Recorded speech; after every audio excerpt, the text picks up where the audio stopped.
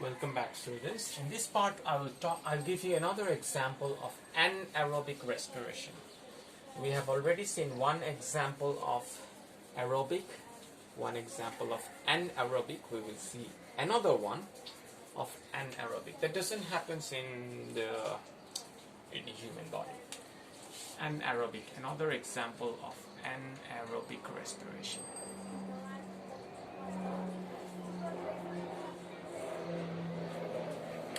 You have heard of this microorganism, yeast. Y-E-A-S-T, yeast. Right? You can make a lot of things with this yeast. Probably you've heard of curd. In Bangla it is called doi. You can make it with yeast. This is the microorganism. Alright? A microorganism.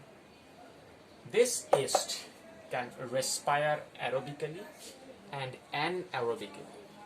When yeast respires anaerobically, it produces something important for the human being. You have yeast here, like that. Let's say you have glucose molecule, C6H12O6. Yeast. But remember, without oxygen. Lack of oxygen, no oxygen. Without oxygen, yeast will break down the glucose molecule. It will produce ethanol. Ethanol, I'm giving you the formula. C2H5OH, this is ethanol. Alright? And it also produces carbon dioxide and some energy. This ethanol can be used in wine making, in making beer. Ethanol, not only wine making and beer, ethanol can also be used as a fuel. This is a very good fuel, ethanol. How does this process occur? So we'll learn more about it in next year. This is a lecture for Standard 8. In Standard 9, we're going to learn more about this when we do the chapter microorganism. We'll learn more about this process. But for the time being, I'm giving a small analogy here. You have glucose here, C6H12O6. You put some of those microorganism yeast. So if oxygen can enter here, then no ethanol, but you have to stop that oxygen from entering. So you put here a layer of oil. You put here a layer of oil, and what will happen? The yeast will break down the glucose molecule and produce ethanol. Oxygen gas, carbon dioxide gas will be given off from here. Anyway, where can you get this glucose molecule from? Maybe you can make it at your home also. All right, so you can make some beer and wine at your home. Some good source of glucose will be potatoes. That will do. Or you can also use rice. Rice is a good source of. You can just put some potatoes, rice, but you need some yeast, good quality yeast. That will, and cover it with some oil, and you will see that after some time, you will see ethanol is being produced from here. Okay. Yeah. So this is another example of anaerobic respiration. Remember, the energy release here is not a lot. Most of the energy is trapped in this ethanol molecule. Most of the energy is trapped in this ethanol molecule. So when you burn this ethanol, you get a lot of energy. Ethanol. So what are the uses of ethanol? It can be used for making wine, beer, and also what? It's a fuel also. You can run your car with ethanol, but you need a special engine for that. There are some special engines being made around year 2010 probably. Okay, Brazil used to make a lot of ethanol. They don't know what to do with all this ethanol, so they run their cars with ethanol. So the what should I say, the necessity of oil reduces. Okay, oil is not burned. Alright, so this is about aerobic and anaerobic respiration. Now we are going into an experiment. Before you start this part of the video, I would suggest you to go to page. Pause the video when you're watching this video. Pause the video here. Go to page 166. There's an experiment 10.1. Experiment 10.1. I'm going to discuss this experiment with you. This experiment is about to show that the experiment is to show that animal respires. How can you show that animal respires? How can you show that animal respires? What do you think? What is your idea? I'm giving you a to show that animal respires. How can you show that? Well, we know that most respiration requires aerobic respiration, requires oxygen. So in this experiment 10.1, there is a setup that will show that a cockroach will use up oxygen. I'm not going to describe the whole experiment. The experiment is written in the book. I'm just going to discuss with you. Let's take a jar here. Okay, you have a jar here, right? You did this experiment, I think, at home when you are a little kid. You have a candle here, right?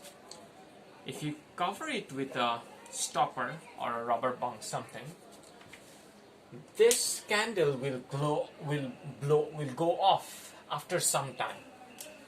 That is because burning requires oxygen.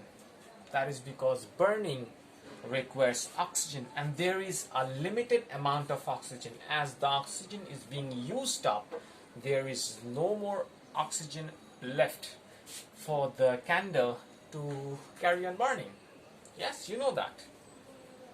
This experiment, however, puts a cockroach here. Puts a cockroach here. Oops. Puts a cockroach here. At the same time, you have another jar here. Same size. Same size. You have another candle here. Right? So you have two candles burning. Keep one empty, keep another, put a cockroach in it, close the bung at the same time. What happens? You will see that this jar extinguishes or goes off. This one goes off quicker.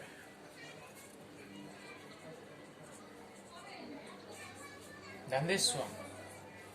This one keeps on burning for a little bit longer. Why do you think this happens? Why does this one goes off quickly? This is because for burning you need oxygen, and at the same time the cockroach uses oxygen because the cockroach is alive and it takes up oxygen for respiration. So this is an experiment that shows that animal respires and they require oxygen for that.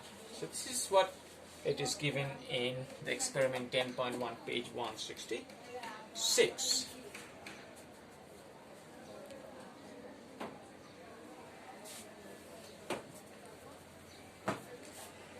Alright, let's talk about another experiment here.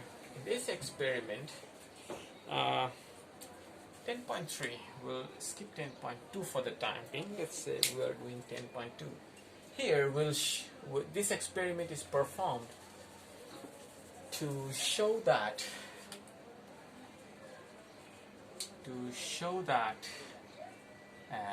carbon dioxide is given off. Carbon dioxide is given off during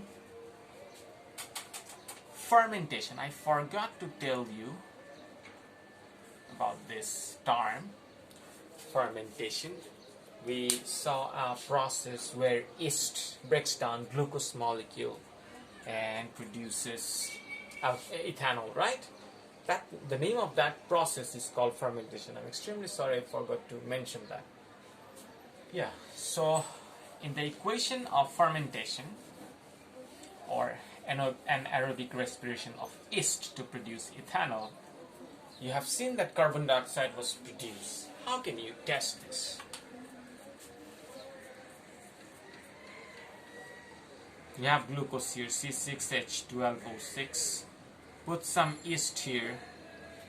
Put some oil here. So what happens? The yeast breaks down the glucose molecule without oxygen. So ethanol is produced at the same time. Carbon dioxide is produced. I want to see, Jay, the experiment 10.3 talks about it really is really carbon dioxide produced? I want to see that. You have a tube here that goes all the way down here. Okay? And you have something here called lime water.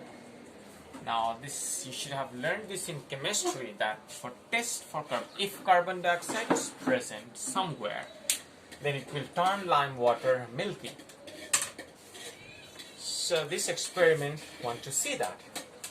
Yeast respiring and breaking down glucose molecule anaerobically produces carbon dioxide, and the carbon dioxide turns this lime water milky.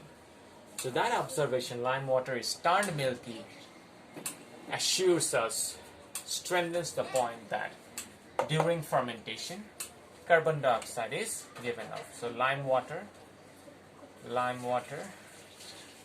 turns milky. What does this suggest? Carbon dioxide is given off during, please excuse my handwriting. That's all for this part of the video. We will talk more about respiration in the next part of the video. Thank you.